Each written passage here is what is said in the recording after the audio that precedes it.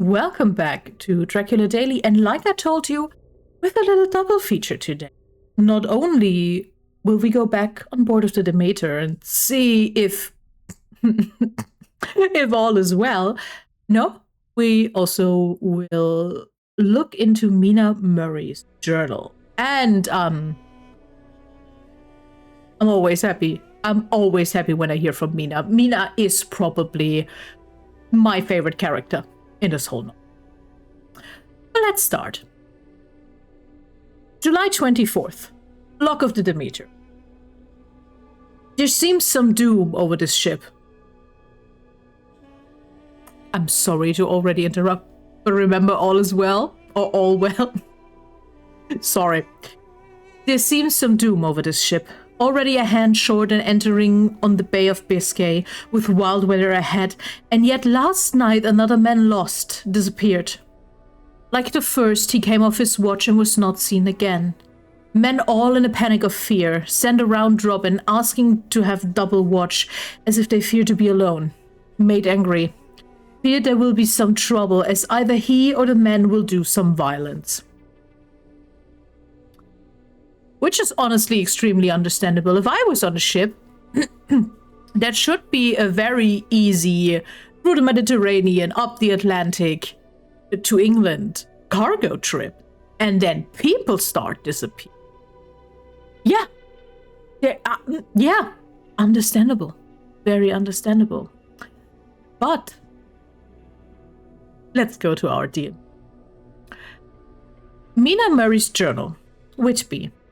Lucy met me at the station, looking sweeter and lovelier than ever, and we drove up to the house at the Crescent in which they have rooms. This is a lovely place. The little river, the Esk, runs through a deep valley which broadens out as it comes near the harbour. A great viaduct runs across with high piers, through which the view seems somehow further away than it really is. The valley is beautifully green, and it is so steep that when you're on the high land on either side, you look right across it, unless you are near enough to see down. The houses of the old town, the side away from us, are all red-roofed, and seem piled on over the other anyhow, like the pictures we see of Nuremberg. Right over the town is the ruin of Whitby Abbey, which was sacked by the Danes, and which is the scene of Marmion, where the girl was built up in the war. It is a most noble ruin of immense size and full of beautiful and romantic bits. There is a legend that a white lady is seen in one of the windows. Between it and the town there is another church, the parish one, round, which is a big graveyard all full of tombstones. This is to mind my nicest spot in Whitby, for it lies right over the town and has a full view of the harbour and all up the bay to where the headland called Kettleness stretches out into the sea. It descends so steeply over the harbour that part of the bank has fallen away and some of the graves have been destroyed. In one place, part of the stonework of the grave stretches out over the sandy pathway far below. There are walks with seats beside them through the churchyard, and people go and sit there all day long looking at the beautiful view and enjoying the breeze. I shall come and sit here very often myself and work. Indeed, I am writing now with my book on my knee and listening to the talk of 3 old men who are sitting beside me. They seem to do nothing all day but sit up here and talk. The harbour lies below me with, on the far side, one long granite wall stretching out into the sea, with a curve outwards at the end of it, in the middle of which is a lighthouse. A heavy sea wall runs along outside of it. On the near side, the sea wall makes an elbow crooked inversely, and its end has a lighthouse. Between the 2 piers there is a narrow opening into the harbour, which then suddenly widens. It is nice at high water, but when the tide is out, it shoals away to nothing. There's merely the stream of the Esk running between banks of sand with rocks here and there. Outside the harbour, on this side, there rises for about half a mile of great reef, the sharp edge of which runs straight from behind the south lighthouse. At the end of this is a buoy with a bell, which swings in bad weather and sends in a mournful sound on the wind. They have a legend here that when a ship is lost, bells are heard out at sea. I must ask the old man about this. He is coming this way. He's a funny old man. He must be awfully old, for his face is gnarled and twisted like the bark of a tree. He tells me that he is nearly 100, and that he was a sailor in the Greenland fishing fleet when Waterloo was fought.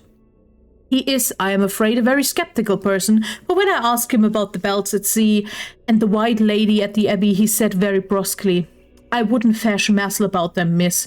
Them things be all wore out. Mind, I don't say that they never was, but I do say that they wasn't in my time. They be all be very well for commerce and trippers and the like, but not for a nice young lady like you. Them feed folks from York and Leeds that be always eating curd herrings and drinking tea and looking out to buy cheap jet cold creed out. I wonder, Zell, who'd be bothered telling lies to them, even a newspaper, which is full of fool talk.